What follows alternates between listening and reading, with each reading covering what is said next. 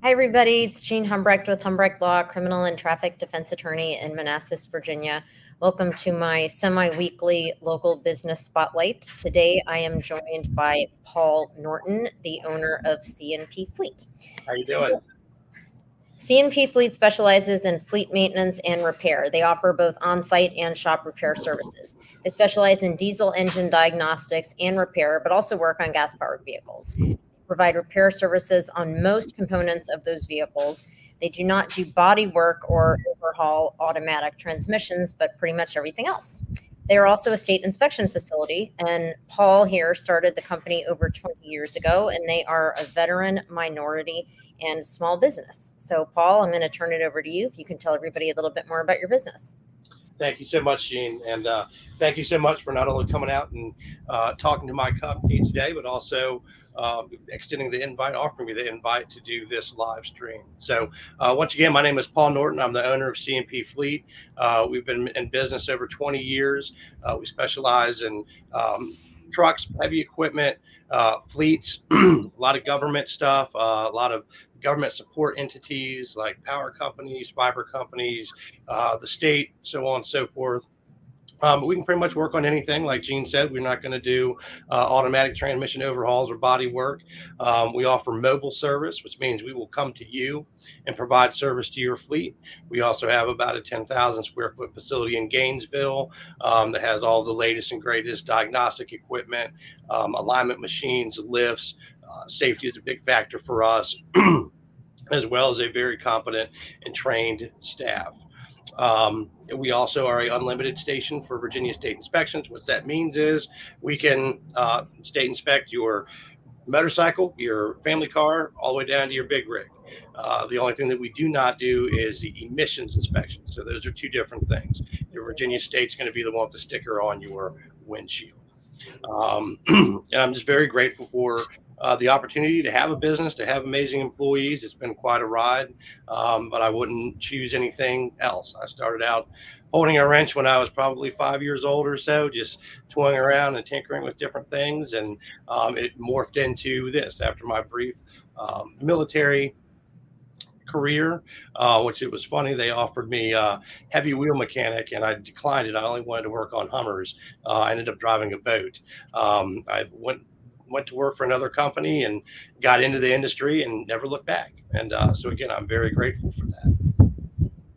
So, you mentioned that you will inspect personal vehicles for the state inspection. Do you also do maintenance on small vehicles or only larger vehicles and trucks? We will maintain anything to a point for anybody. So, like if you have a Mercedes, Ben, we're probably not going to do a whole lot on that. Maybe one of your Lamborghinis, Gene, probably not going to work on one of those. But if you had a friend with the minivan, SUVs, anything four-wheel drive, absolutely. I will say, our service is more geared towards fleets. And so, we're not competitive with, some of the other, not local shops, but name brand shops. We only use OEM parts on any of our vehicles that we work on, or an OEM equivalent. So, because quality control is absolutely key.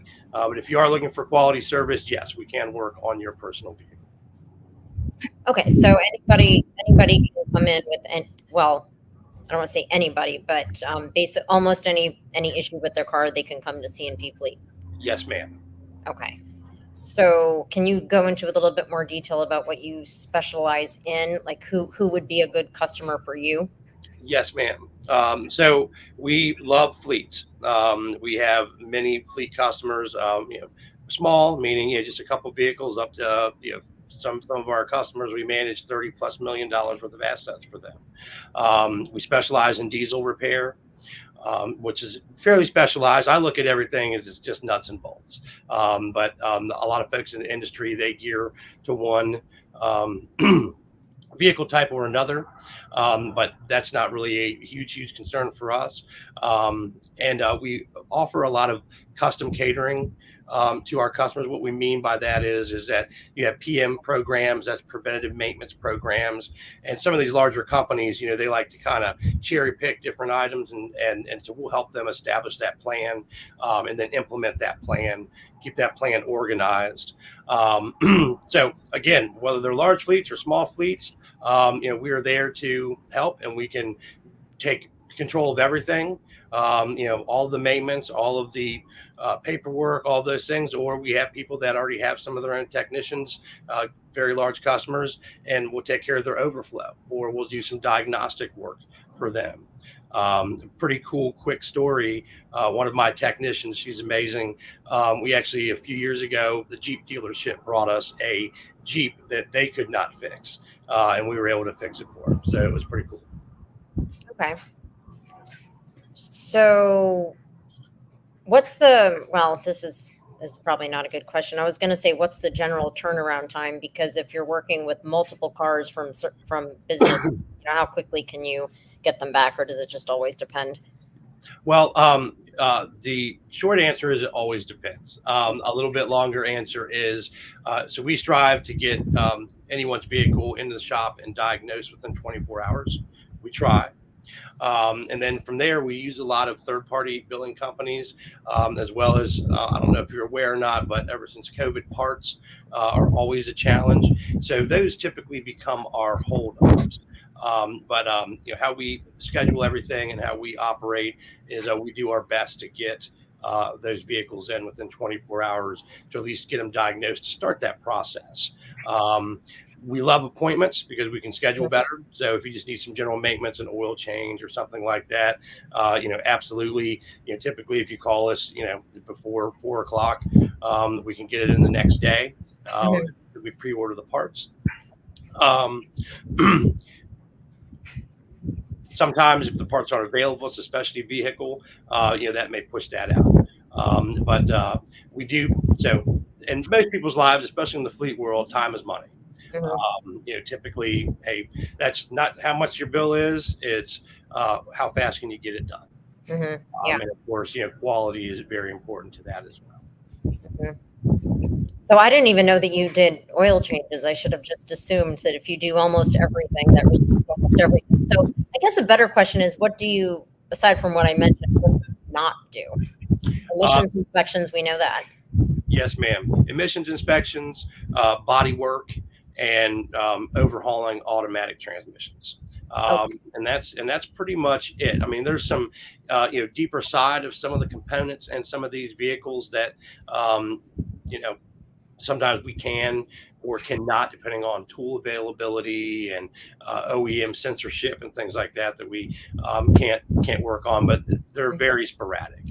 Those are the main categories. Okay. So pretty much everything else we can do. We weld. We have a certified welder on staff. We do we offer, mobile welding as well as on site at our shop. Some metal fabrication, and that plays a bigger role in the equipment world and the heavy truck world. You probably don't have a whole lot of welding need, maybe, but some of our other fleet customers with bigger vehicles, stuff gets ripped off and bent and stuff. We'll fix it. Okay, so you mentioned you don't do body work, so I would assume it's more just general maintenance, wear and tear. If people get in a car accident, for example, yours is not a facility vehicle to be repaired, or is it?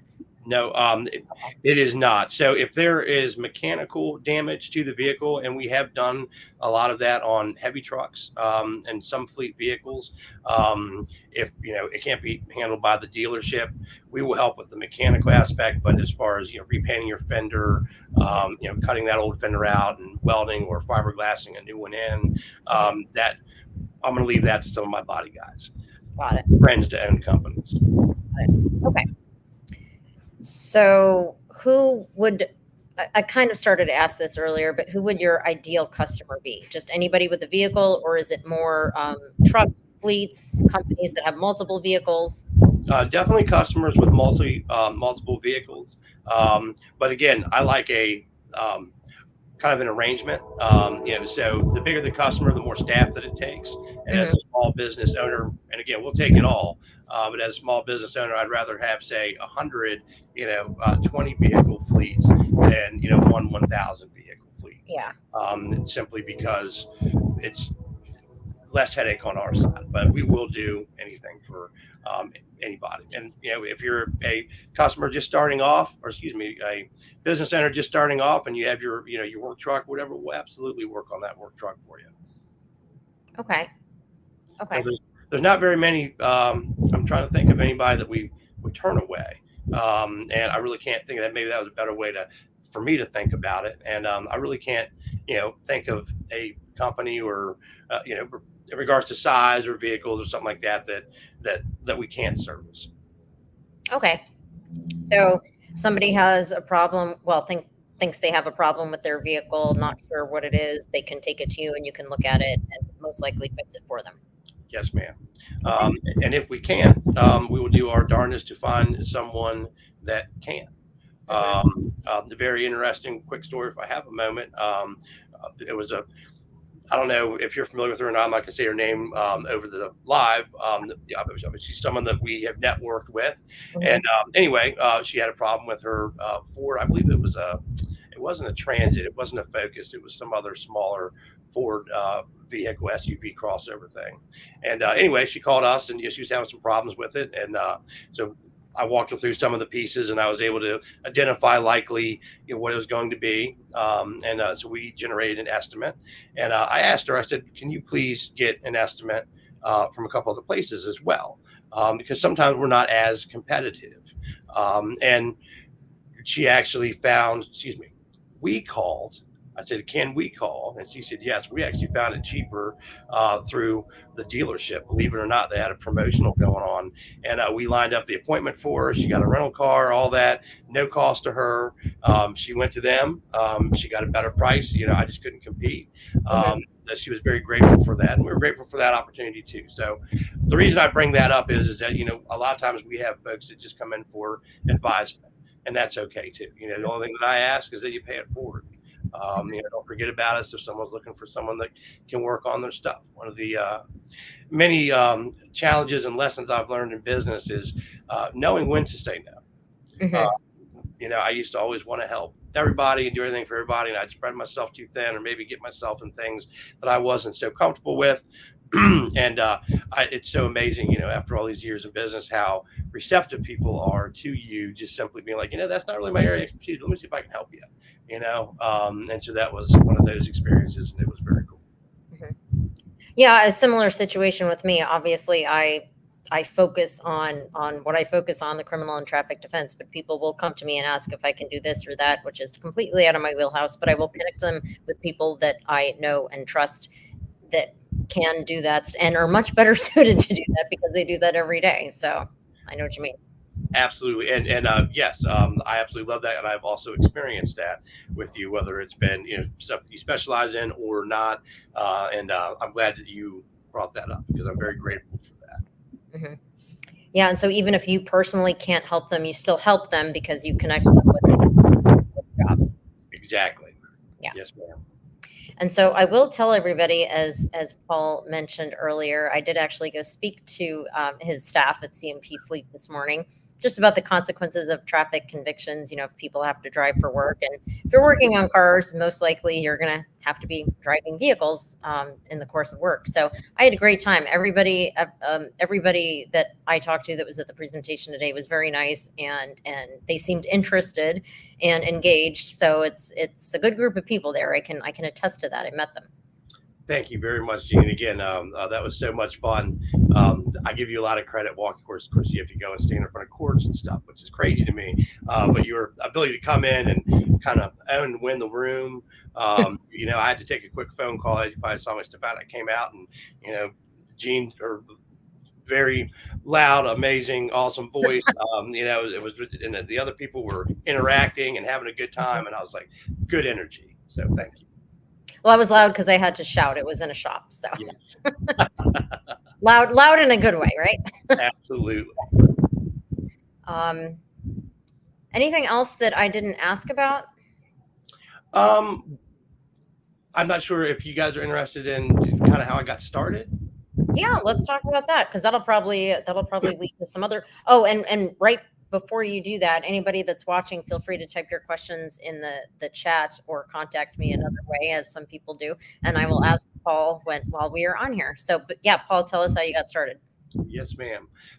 So, like I said, I've been very mechanical, dirt bikes, cars, motorcycles, all that stuff from a very young age, and I always thought that I wanted to own a shop. And originally, it was a motorcycle shop. Those are great. The people that own them, they probably do very well. I wanted to go a little bit bigger as I got older. So, um, I got this idea that I was going to start working on trucks and equipment. I had worked for a company and learned a lot about what not to do, but realized that there was a lot of opportunity out there. So I borrowed a lawnmower trailer from my dad when I was 20 years old, and a welder and an air compressor from a neighbor. We pulled him out of the barn, and I got him running, and I mounted him onto this trailer. And I bought a big Rubbermaid toolbox from Walmart. That's where I put my drain pans and things in, and that's how I started C&P over 20 years ago. And fast forward, and it's real estate, which will be our second shop in Marshall. What's that more to come probably in the next 24 months or so. We've got 5 service trucks, a staff of, depending on the day with all the things, 16 to 20 staff members. I have a awesome opportunity to teach the diesel certificate program at Nova. I just got my 5-year certificate, 5 years flies. So I've been doing that for 5 years now.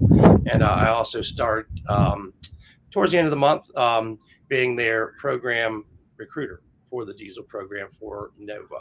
So it's an opportunity for me to give back for everything this industry has done for me. And like I tell all my students, that if I can do it, you can do it. Anybody can do it. It's just about working hard, educating yourself, and having surrounding yourself by good people. Mhm. That is true. I had no idea about the diesel certification at Nova. And Oh, really? yeah, no, sorry. All good, all good. Yep, that was a funny story too. Real quick, I went in to talk to them about an apprentice program and walked out with a teaching position. I guess they needed somebody, or They they were did. so Um, impressed. Literally, their other instructor had just left, the semester before, and this was coming up on the fall semester, and it was a small world. So at the time, one of their welding instructors would come and certify my technicians to weld at our shop, and he would perform the tests and stuff for them. And so I talked to him about it, and he said, "You need to talk to a gentleman by the name of John Hicks, and which is Mhm. one of my bosses. I have many at the college." Um, and the rest is history. But it's a pretty cool opportunity. I never thought that I would have the opportunity to teach. So I don't know if I could teach. I think just doing the presentations is enough for me. That's really awesome that you were able to do that because I've taught classes before in different capacities, and when people seem like they're not paying attention, that just kind of drives me nuts. But Yes. Um, I am very fortunate. I've had some really, really good classes. They're a little bit of a unique breed, and that's a compliment to some of the folks that get involved in the diesel program as compared to some of the other uh, technical programs. And so I really haven't run into a whole lot of that. I think through the years, probably here and there, and when I would get frustrated about it, I'd talk to John, my boss, about it. And he'd say, "Paul, he's like, they pay for the class. As long as they're not disturbing the other students and, mhm, keeping them from learning, roll on." But most of the time, I was able to catch their attention somehow mhm, because I enjoy doing those types of things. Because I don't know about you, I didn't like school. So I try to make it as interesting as possible. And I am grateful for that platform, that I can be pretty broad with the industry and mhm. bring a lot to it. Well, I'm kind of one of the weird ones. I did like school. I just I Yeah, never my stopped. youngest daughter, she loves it. But yeah, I mean, it makes sense. So taking a class like that or a program like that, obviously they want to be there because it's their career, and they should want to be there and paying attention. So, But it's, I mean, it's awesome that you can get up in front of a group of people, every semester and do that. So, When I first started, I was pretty timid, and I just kind of suck it up and just get out there, and because you're constantly self-reflecting. Am I talking too fast, too slow? Do they understand what I'm saying? Am I doing a good job? All these things. I had an opportunity about 2 years in, so actually, and I'm very grateful for this opportunity, and I'll tie it all in a moment. I rewrote, well, not myself, but our advisory board rewrote the entire diesel certificate program, and I had the pleasure of presenting it to the other 23 community colleges in Virginia. They all have to vote on it, and we got a unanimous vote, and so we got to change the curriculum. So now it's actually 2 certificates instead of 1, and now we're working with Germania Community College as a pilot program for them, and as a satellite and pilot program for them. And so it's so cool to see some of these things coming together and bringing technology back into, in my opinion, where they need to be in, high schools and colleges as options, right? mhm. Yeah, so I went to Fairfax High School, and I graduated in '03, and we had the academy classes. But I know that at the time, not every high school had that. That there was auto repair and cosmetology, and all sorts of different options. But people came to Fairfax for those classes. So I don't know if they're more prevalent now, or if there are only certain schools that do that now. They are less prevalent, and that is our fight, my fight. And slowly some things are coming together. But yeah, how many? So I'm familiar with Prince William County. That's where I grew up, Yeah. and there's a very small amount of schools that even offer anything at all. My old high school still offers it. Hilton High School still offers it, and I don't know of any other high schools currently. And if someone, please correct me if I'm wrong, if you want to chime in, that offer automotive programs. There's no diesel. There's no shop class in middle school anymore. Really? At it, yes. And there's a huge need, obviously. So that's my personal, kind of piece that I want to see prosper. And not only these students and future adults of America understand it, but also they know that they have an option, and they also know that, hey, there's nothing wrong about working with your hands. These hands have treated me very well, and I'm very grateful for that. And so I think it's important that everyone is aware. That actually really surprises me, because I've been hearing for several years people talking about that the society shouldn't be pushing college and 4-year degrees and that on people when the trades are needed. So I'm actually a little bit surprised at that. I thought there would have been more options in high school now. Right. Well, so very good question, point, thought. Um, there is a lot more talk about it because it is needed. Why it's so needed is because they stopped, 15, 20 years ago to the last 10. So now we're like this, and now we need to build back up. And as a result, more money is being put in some of these programs, which are being started at ground level. Mhm. So that's kind of the not missing piece, but kind of a missing link to some of that stuff. I had an opportunity at the college. I sat on a panel and actually got interviewed by college, I'm sorry, high school counselors, guidance counselors, and I just had a field day. I was like, this is so much fun. I was like, you guys need to be pushing these things, your students, at least when I say pushing, excuse me, making your students aware of their opportunities. Mhm. And gave them some personal stories and stuff like that, and that's what it's all about, right? Because they're the ones that can make more things happen than I can. So kind of a team, but also part of this recruiting position for the college is I'll be going in and meeting with schools, principals, all the folks, and like I said, I want to make it very aware, because you can make it a darn good salary. Someone that's been in the industry for 5 or 6 years, depending on how hard they want to work, maybe 10 years, they're 6 figures plus. Mhm. And it's not for everyone. I don't want a doctor doing a procedure on me that doesn't have doctor training and 12 Mhm. years. But you think back 20, 30, 40 years ago, there are so many apprentice jobs, your electricians, your plumbers, your technicians, all of those things. And we don't, they got a bad rap, and those people are in high demand. So, their salaries have skyrocketed. So don't be surprised when you go in. Side note, places to have things done, labor rates are extremely expensive. And that is why, you're making, 20 to $50 an hour if you're a technician, and they're worth every penny. They should be making more. Mm-hmm. So are you currently hiring? Always. We are always looking for amazing people to join our team. We have training programs, our in-house training programs, and there's a lot of people that are retiring from the industry, a lot of new people coming in. There's about a 10-year gap in knowledge that we're constantly trying to bridge, and so absolutely, we're always looking for people. We try to employ 2 to 4 entry level / apprentices at a time.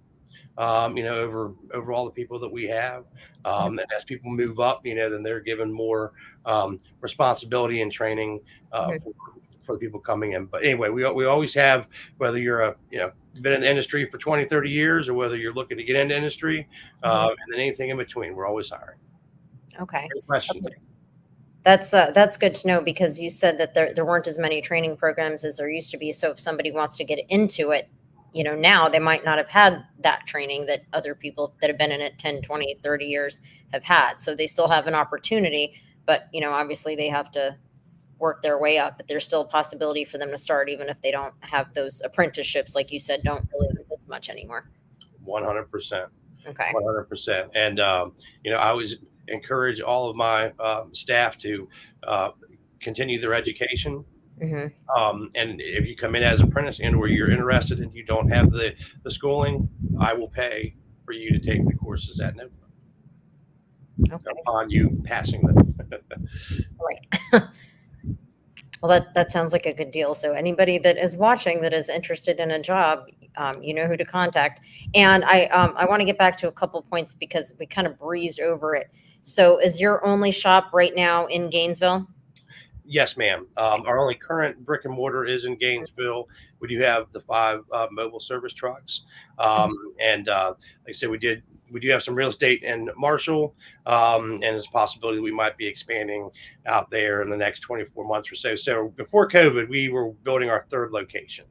After COVID, we had to right size, which a lot of us had to do, and so Gainesville has always stayed our home base. Okay, so there's no shop open yet in Morrington. Correct. Okay, but you can travel to people. Yes, ma'am. And you only travel to businesses, or I would assume probably businesses more than individuals, but to whom will you travel to? So we typically travel to businesses. We will travel to an individual depending on what they have going on. It may not be cost prohibitive for an individual to pay for us to come out, but I've gotten some strange calls where I've worked on some old stuff that people have had, just one individual, and sure, we'll go out for anybody, but we always like to make sure that they understand, hey, there's a increased price for that service. If it's justified, cool, or if you just want it, cool. But if we can't do it for free, then we can't help the next customer. True. And I also wanted to point out that Lila commented. She's watching. Do you know Lila Johnson? I don't believe he knows you. She says, "Yay, Paul Norton and C&P Fleet services are awesome." Awesome. Thank you so much, Lila. So I met Lila at the same group where I met Michelle that introduced me to you a few years ago. Which Michelle? Michelle, I don't know how you pronounce her last name. Is it Jurgi? Jurgi. Okay. Yes. I didn't know if it was so one of the other gals I was talking about at the beginning, her name is also Michelle. So yes, I can definitely say hi to Michelle Jurgi. Like I said, I don't want to put the other Michelle's last name out because I don't want her to be frustrated with me if I didn't get her approval. But anyway, thank you, Lila. Yeah. So if anybody else who's watching has any questions, type them in before we get off here. But we went off on a tangent, which is actually interesting. If you want to talk more about the need for the apprenticeships and the trainings in the school, or what you do at Nova, we can talk about that. Or if there's anything else with your business you want to talk about, I want to make sure that we've addressed everything that you wanted to discuss. Yes, ma'am. Thank you so much. And I can go on for a long time about both of them. I'm very passionate about them. Perhaps I can intrigue you to do another live down the road, and we can talk more about the trades and Mhm, Nova and things like that. mhm, Since we're rocking and rolling on C&P Fleet, I can stay on task with that a little bit more. So if it'd be all right, a couple of suggestions for people, whether you have a fleet or a personal vehicle or any of those things, just some tips. Okay, so we live in Virginia, likely. So we have season change, right? So it gets really hot in the summer, it gets pretty cold in the winter, so on and so forth. Um, those temperature changes, they are going to affect your tire pressure. And they started putting nitrogen in tires for a while. You can tell. Do you know how to tell if a tire has nitrogen in it or is nitrogen filled, Gene? no. It'll have a green valve stem cap. Okay. Oh. That's how you know that it had nitrogen in it. Nitrogen was supposed to be less volatile and not change pressure as harshly during temperature changes. It's expensive ish, to go pay to have someone fill your tires is kind of crazy. So most of us just use air. Mhm, Anyway, why it's important to check your tire pressure, at least 4 times a year, is because if you have decrease in tire pressure, you're going to get a decrease in fuel economy. Okay, mhm, with the price of fuel right now, like it has been, any savings anywhere is super important, right? A couple other things is preventative maintenance is super huge. We do it all the time at C&P Fleet. We had a truck in today, it was a brand new truck, was getting a Virginia State inspection. It was about $275,000. The motor is about $65,000. To change the oil on that truck could be about $1,000. But when you look at the investment that individual made for that truck, doesn't seem that high. Well, we can just take a couple of zeros off and use similar numbers for our personal vehicles. mhm, Get your oil changes. Follow the manufacturer's specifications. There was a company that had a catchy little jingle every 3,000 miles. That's not mhm, necessarily true. Check what your manual says. A lot of vehicles now, the oils have changed. They've gotten much more higher quality. mhm, So you might be a 5,000 mile oil change interval or 7,500 mile oil change interval. So you don't have to just do that. Make sure you're seeking your manual, and there's no real gain in over changing your oil. Okay. Um, Going into winter, because fall's coming up on us closely soon. Wiper blades. I don't know about y'all. I'm a stickler for wiper blades. I can't stand not being able to see out of my windshield. And I buy like a notch or two above the cheapest ones, and they work great. They just don't last that long. So I replace wiper blades more than most people probably ever will.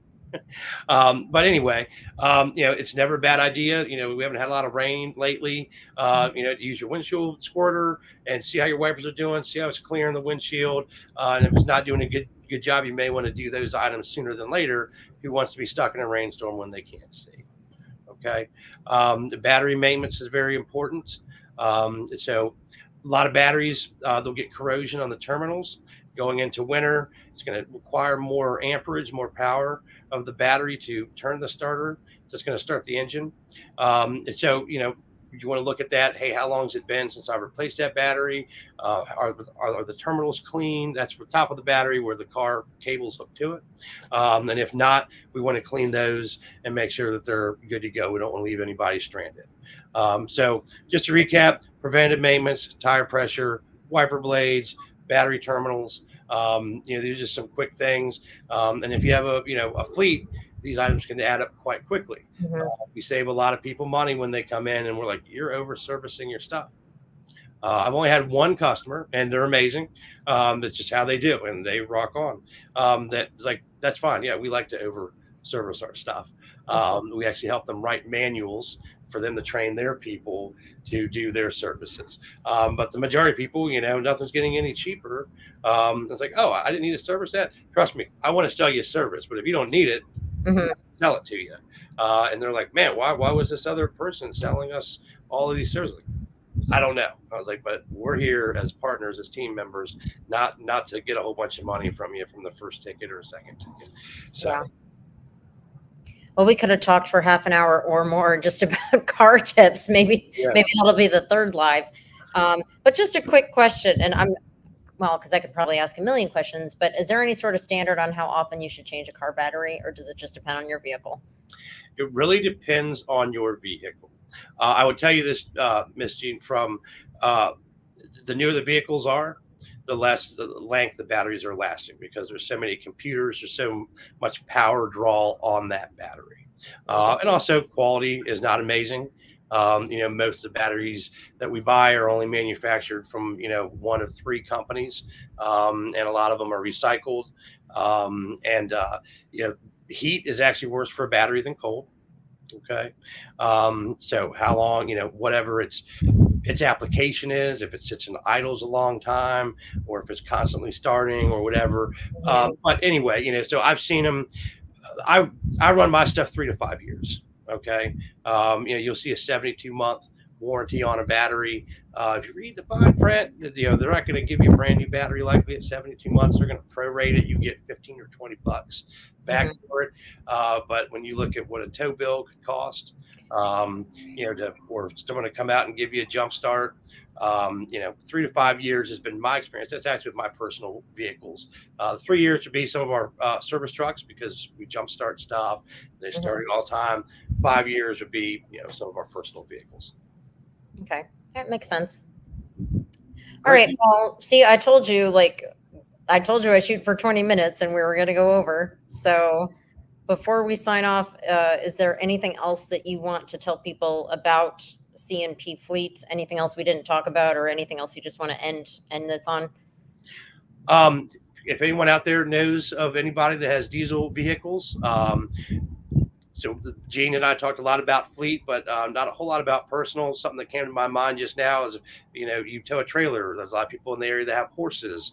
And say a big truck that tows a trailer, a camper trailer. We can work on the chassis side. What that means is like, the frame and below on those. We don't do anything interior to RVs. That's another thing we guess we don't do, Gene. But we are more than happy to help those folks out. We would love the opportunity to show you what we can do. And if you just have a question about something, give us a call. And we're very grateful. Gene, thank you so much for not only coming in today, but also the opportunity to do this has been an amazing experience, and it's been a lot of fun and very comfortable. You have a very kind energy. So thank you. Oh, well, I've never heard that kind energy. That's good to hear. Thank you. Yes, ma'am. All right. So, Paul, don't go anywhere because when I end the broadcast, you and I will still be here. But thank you, everybody, for tuning in. And my next Facebook Live is going to be, it's always the first and third Wednesday, September 4th, with Doug Buram from Patriot Cruise and Salute. I normally do them at 4, but might have to bump that one a little earlier in the day. I need to contact Doug because I'm going to a concert that evening. And I haven't been to a concert in a very long time. So, but thank you, everybody, for tuning in, and I will see you next time.